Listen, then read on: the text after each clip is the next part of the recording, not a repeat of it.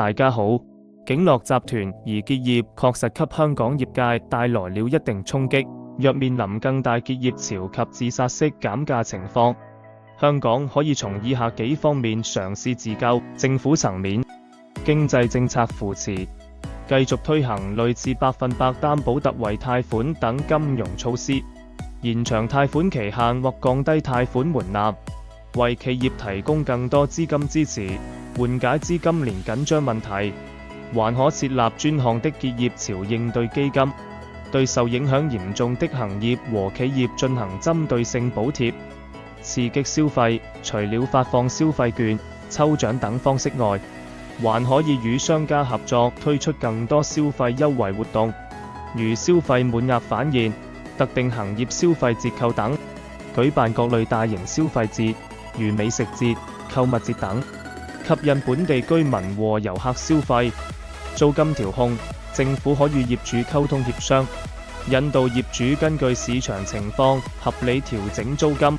對主動降低租金的業主給予一定的稅收優惠等政策支持，也可以考慮出台臨時租金管制政策，限制租金的上漲幅度。企業層面，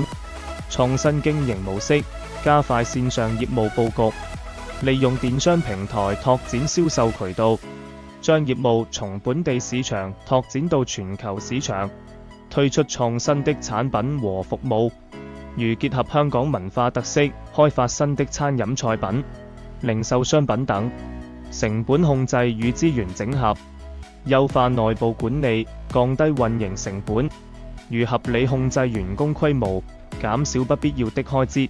加強企業間的合作與資源整合，實現優勢互補，共同應對市場挑戰，如聯合採購降低成本、共享營銷渠道等，提升服務質量，加強員工培訓，提高服務水平，以優質的服務吸引顧客，提高顧客忠誠度，關注消費者需求變化，及時調整服務內容和方式，滿足消費者多樣化、個性化的需求。社會層面，加強職業培訓與再就業支持，開展針對不同行業的職業技能培訓課程，幫助失業人員提升技能，增加再就業機會，建立就業信息平台，及時發布就業崗位信息，促進人才與企業的對接，鼓勵創業，營造良好的創業氛圍，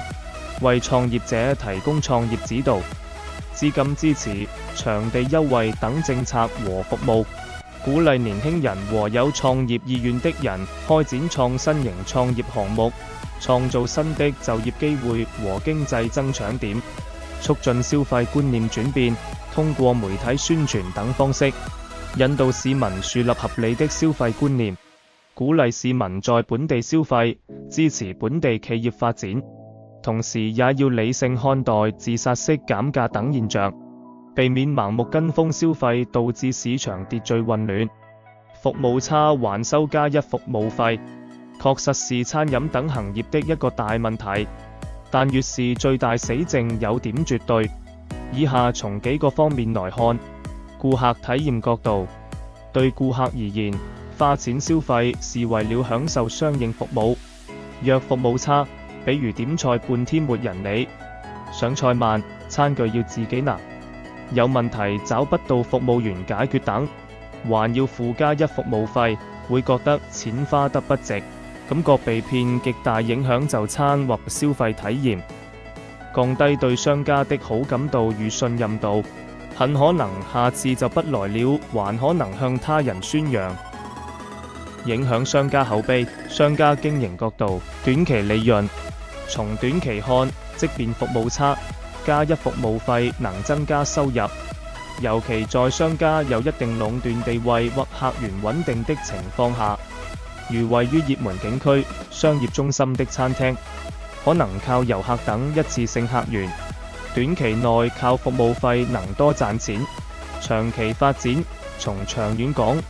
服務差收服務費會損害品牌形象和聲譽。如今信息傳播快，負面評價在網絡上迅速擴散，導致潛在顧客流失。當有更多服務好、性價比高的競爭對手出現時，這類商家必然失去競爭力，難以持續發展。競爭角度，在競爭激烈的市場環境中，服務是重要競爭因素。服務差收服務費的商家與服務好且收費合理的同業相比處於劣勢。其他商家以優質服務吸引顧客，提升顧客忠誠度，市場份額會逐漸擴大，而前者會在競爭中逐漸被淘汰。